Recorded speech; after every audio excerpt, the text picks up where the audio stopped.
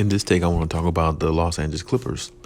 And I want to talk about the Los Angeles Clippers versus the Cleveland Cavaliers. And I want to give you my reaction to it. Now, before that, please like, subscribe. Also, hit the notification bell just so you can get the newest and the bonus content first. We put out content every day, so you won't miss any content here. And let's just go ahead and jump right into this as well. The Clippers, I continue to say their team is good. I continue to say their team is a contender. I continue to say a lot of good things about the Clippers. But this situation here versus the Cleveland Cavaliers, this is a bad one to me. And the reason why I say that is because Collin Sexton is a really good player. Last year, I watched a lot of his games. He plays really good. He can score. He doesn't mind, getting physical on the defensive end. He's just a gamer type guy. So you got to give him credit for that. It's just that when Paul George goes 6 for 20 against a team like this, where nobody on this team can actually stop Paul George, and I'm not sure. I think it was Nicholas Batum was the leading scorer like at halftime or something like that, or whatever it was. I mean, Paul George got to show up in a game like this. I mean, every win, every game counts. Every game counts. You can't take no days off. Every game counts. And when you're missing star players, when you're missing your star player, you have to pick up the momentum, pick up the intensity. You have to pick up everything. You cannot allow yourself to not play at a high level at any point, especially when you're trying to win as many games as you can to stay afloat, to be a playoff team, and trying to, complete the ultimate goal, which is win a championship, of course. But my thing is, in games like these, I feel like this is what brings the playoff P hate, or the playoff P, type mentality from coming from a lot of fans towards Paul George. Because in a game like this, there's no way in hell you should go 6 for 20 with nobody on the other team that can guard you. And if you do go 6 for 20, no, never mind. You can't go 6 for 20 in a game like this. You have to, show up, because you're trying to put together wins. You're trying to get a winning streak going. You're trying to, build that confidence and momentum with this team, because you're shorthanded. You need every game possible. You need to win every game as possible, because everybody know it's playing tournament going forward now. So if you don't solidify your spot, then you're liable to be in a playing tournament and play a team just as hungry as you, trying to get in and get knocked off and don't even make the playoffs. And the Clippers need to have the mentality of these type of games matter. It's not like before when Kawhi Leonard was there and, you can lose a game like this because, we clearly got the better team, but we'll go on a winning streak because, we got Kawhi, we got this, we got that. You don't have that luxury right now. You have to play like every game is your last. You have to play like every game means something. A lot of people say, I've met in my life, a lot of people say basketball plays too many games, plays 82 games a season, way too many meaningless games. But in this situation for the Clippers, for them specifically, all 82 games this season, not one game is meaningless. Not one game. Like, every game that the Clippers play this season means something, because you don't know how long you're going to be without your main superstar. You don't know what Serge Ibaka is going to, show up or come back when he does come back.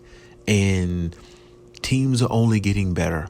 Teams are only getting stronger in regards to their offense and defense, and all these teams got talent. I mean, even the Sacramento Kings are going to be a tough out if they make it to play-in tournament. I mean, Sacramento Kings are a tough team. They're playing really, really good.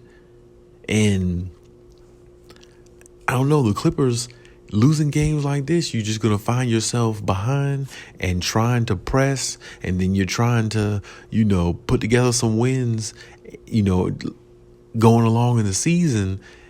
And it might be hard to do that if you're not winning the games you're supposed to win. I always said good teams beat the teams they're supposed to beat. Like, you can't lose to a Cleveland Cavalier team who is playing in LA and your house on your home floor and get beat by double digits like that. That can't happen. Paul George can't go 6 for 20 in a home game when you're trying to build some chemistry, camaraderie, as much as you can with the new addition pieces that come to the team. And you're trying to, compile wins and, go on a winning streak, start fast, start the season fast, get your confidence going. You can't have games like this happen. You can't have things like this occur. You have to take care of a team like the Cleveland Cavaliers. It's just no other way.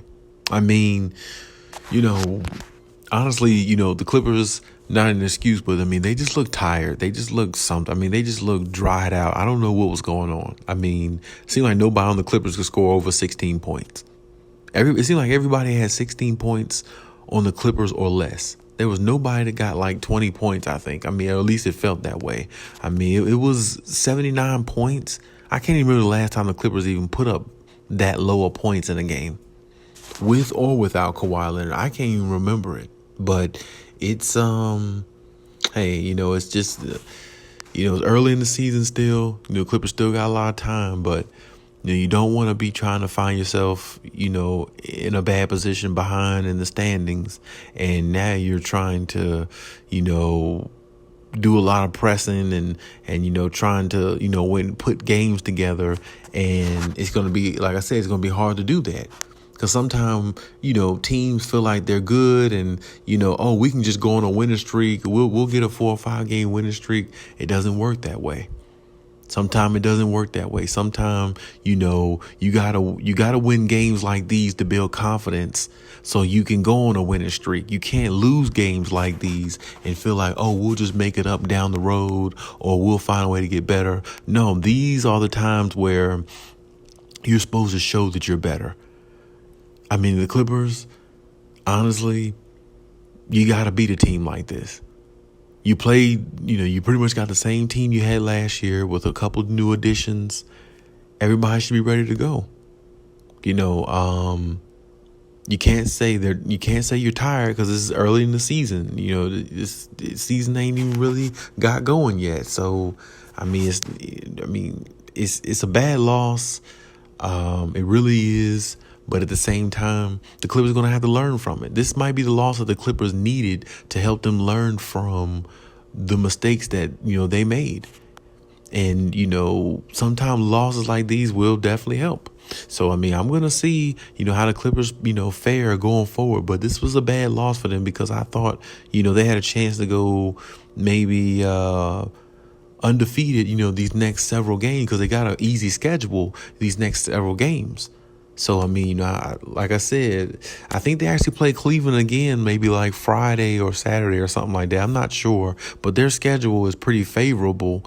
So I figured, maybe, starting off against Cleveland, getting a W at home, it'd be the best thing to do, build some confidence, 2-game winning streak, and let it carry on. But, it didn't happen. But, shout out to, Cleveland, shout out to them. They got a big victory. Colin Sexton played good. The pretty much the whole team played good. They hustled. They made all necessary plays. But as for the Clippers, more consistency, need more ball movement, less turnovers, and more high efficiency for the Clippers. That's how it's gonna have to be going forward, and everybody gonna have to chip in. But hey, that's my take on the situation. Let me know what you think in the comment section. And hey, Khaliis out.